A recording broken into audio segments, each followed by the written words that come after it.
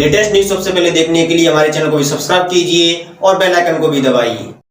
मैं doctor Ritu Singh, social activist, जैसे कि आप सब मुझे जानते हैं, असिस्टेंट प्रोफेसर दिल्ली यूनिवर्सिटी। मैंने 2019 में दौलत राम कॉलेज में असिस्टेंट प्रोफेसर के पद पे पढ़ाना शुरू किया था और मैं आज आप सबको इस वीडियो के माध्यम से ये बताना चाह रही हूँ कि मैं एक लड़ाई लड़ रही हूँ पिछले 1.5 साल से। 1 साल हो गया है, 1 साल 4 महीने इस लड़ाई को लड़ते मुझे हो गया है और ये लड़ाई एक मनुवादी प्रिंसिपल के खिलाफ मेरी ये लड़ाई है। और मैंने मनुवादी क्यों कहा? इसलिए कहा क्योंकि इस मनुवादी प्रिंसिपल की हिस्ट्री रही है, इतिहास रहा है। पीड़ित, शोषित, दलित समाज, वंचित समाज के, मिनॉरिटी सेक्शंस के, चाहे वो सिख है चाहे मुस्लिम्स हैं,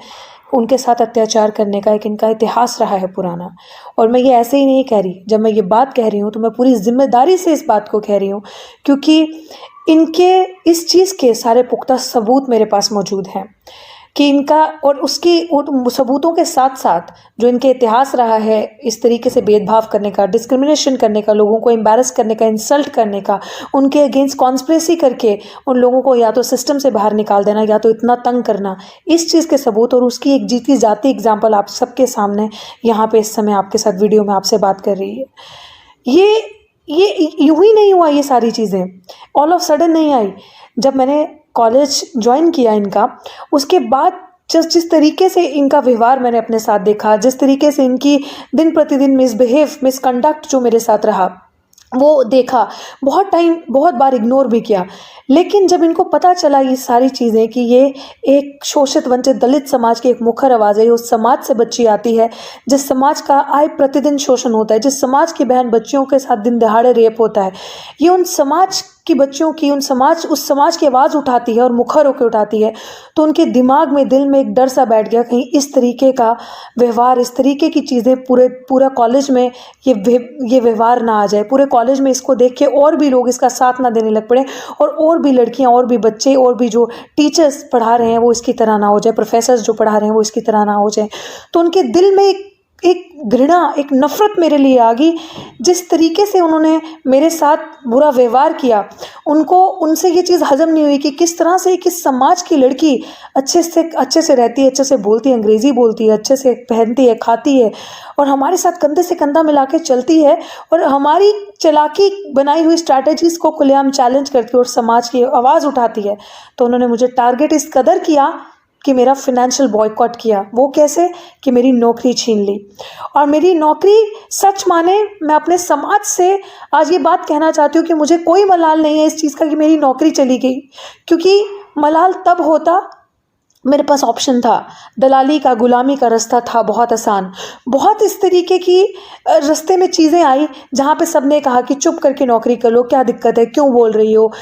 शांत हो जाओ, मत बोलो भी कुछ टाइम। सबने ये चीज़ समझाने की कोशिश करी कि ठीक है, क्या हो गया, इतना क्रिटिसाइज़ मत करो। लेकिन मुझे ऐसा लगा कि अगर ये आवाज़ दब गई, अगर ये आवाज़ चुप हो गई तो अपने समाज के पता नहीं ऐसे न जाने कितने हज़ारों बच्चे होंगे। अभी भी आपने देखा केरल में एक लेटेस्ट घटना चल रही है, एक बच्ची भूख हड़ताल पे बैठी है, जिस बच्ची की स्कॉलरशिप नहीं मिल रही, दलित समाज की वो बच्ची है। इस तरीके से बहुत सारे बच्चे हमारे इस तरीके हैं जिनकी आवाज़ को बंद कर दिया जाता है, जिनके हकों का हनन होता है।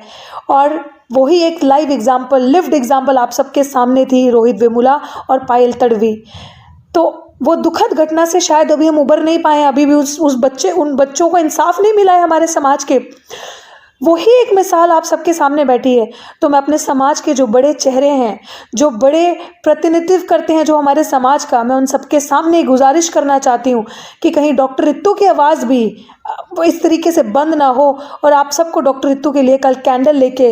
कैंडल मार्च करके सामने ना आना पड़े। जिस तरीके से आप रोहित वेमुला और पायल तडवी के लिए जंतर मंतर पे आए थे और कैंडल मार्च निकाला था आपने, वही हाल आपको डॉक्टर रितु के लिए ना करना पड़े। तो मेरी आप सबके सामने एक विनती है आप सबसे कि इस आवाज़ को बचाइए, इस लड़ाई को लड़िए, क्योंकि इस समाज के स्वाभिमान की लड़ाई है, समाज के प्रोटेक्शन की एक लड़ाई है, जो आने वाले बच्चे हैं उनके भविष्य की लड़ाई है। उन सबके भविष्य को आप प्रोटेक्ट कर सकते हैं, क्योंकि अगर सावित्रीबाई फुले ने ये रास्ता चुना होता दलाली और गुलामी का, तो आज डॉक्टर रितु के मुंह में जुबान ना होती, आज डॉक्टर रितु शिक्षित ना होती और अपने हकों को समझती ना। अगर बाबा साहिब ने चुप्पी का रास्ता चुना होता, गुलामी का रास्ता चुना होता और डॉक्टर बाबा साहेब भीमराव अम्बेडकर ना बनते और उनकी वजह से आज ये मुंह में ज़ुबान ना आती और ये अपने हक हुकूक की लड़ाई समझ ना आती। तो यहाँ पे दिल्ली विश्वविद्यालय में आई हूँ, पढ़ी हूँ, लिखी हूँ, अपने हकों को समझा है और बहुत सारी ऐसी महिलाएं हैं जो दिन प्रतिदिन मुझे बच्चियाँ मैसेज करती रहती हैं कि आप हमारा हौसला, आप हमारी हिम्मत हैं। लेकिन इस हिम्मत को, इस हौसले को आप सब टूटने ना दें। तो मेरे समाज के हर उस बच्चे से, हर उस बुज़ुर्ग से, हर उस बड़े से, हर उस पढ़े लिखे तबके से ये मेरी हाथ जोड़कर विनती है, क्योंकि इस आवाज़ की कहीं सुनवाई नहीं हो रही, कोर्ट में भी सुनवाई नहीं हो रही, क्योंकि कोर्ट भी जो फैसला सुना रहा है वो एक तरफ का पक्ष का फैसला सुना रहा है। कोर्ट मेरे पास जो पुख्ता सबूत मौजूद हैं, जो मेरे खिलाफ कॉन्स्पिरेसी हुई है, उस सारी चीज़ों के एक सवाल के जवाब के सबूत मेरे पास हैं। मैं उन सब सबूतों को आप सबके सामने रखना चाहती हूँ। आपको पता चलेगा कि कितना मजबूत मेरी लड़ाई है और कितनी सच्चाई है इस बात में। आप सबके आगे मेरी अंत में यही विनती है कि इस आवाज़ को बचाएं, डॉक्टर रितु की आवाज़ को बचाएं और आने वाली हर उस बच्ची की आवाज़ को बचाएं जिसका शोषण होता है, जिसके साथ इस तरीके से जातिगत भेदभाव होता है, खुले आम गुंडागर्दी होती है और जिसको इस सिस्टमैटिक तरीके से बाहर निकाला जाता है। अगर आप इस आवाज़ को बचाएंगे, सच की आवाज़ को, तो ये दिल्ली विश्वविद्यालय में सिर्फ एक की लड़ाई नहीं, पूरे समाज की लड़ाई होगी और पूरे समाज के बच्चे सर उठाकर अपनी जो शॉर्टफॉल और बैकलॉग की सीट्स हैं, जो हज़ारों के हिसाब से पड़ी हैं इस यूनिवर्सिटी में, बहुत सारी ऐसी यूनिवर्सिटीज़ में पड़ी है, लेकिन दिल्ली विश्वविद्यालय की अगर मैं पर्टिकुलर बात करूं तो आपको घर से लोग ढूंढते थक जाओगे, इतनी सीटें आपकी हैं जो NFS करके आप ही के समाज के बच्चों को निकाल दिया जाता है, नॉट फाउंड सूटेबल करके निकाल दिया जाता है। वो बच्चे, वो लोग जिनकी सीटें यहाँ पे पड़ी हैं, उसकी लड़ाई भी हम सबको मिलकर लड़नी है। समाज का सर इस तरीके से झुकने ना दें, ताकि जीते जी जब आपको कोई गुहार लगाता है कि वो जातिगत भेदभाव का शिकार है, उसके साथ डिस्क्रिमिनेशन हो रहा है, उसका फाइनेंशियल बॉयकॉट हो गया है, उसको मेंटली हरास किया जा रहा है, तो ये सबसे बड़ी समाज की जिम्मेदारी बनती है कि उस समय उस बच्चे का आकर साथ दें, उसके साथ कंधे से कंधा मिलाकर खड़े और सच की लड़ाई को लड़ें और उसको एक पूरी कोशिश करें कि उसको इंसाफ मिले। तो मेरी आप सबके आगे सबसे अंत में यही विनती है कि समाज के बच्चे का सर ना झुकने दें और इसकी कहानी रोहित वेमुला और पायल तडवी की तरह ना बनाएं, क्योंकि अभी उनके लड़ाई में भी हमें इंसाफ नहीं मिला है। लेटेस्ट न्यूज सबसे पहले देखने के लिए हमारे चैनल को भी सब्सक्राइब कीजिए और बेल आइकन को भी दबाइए।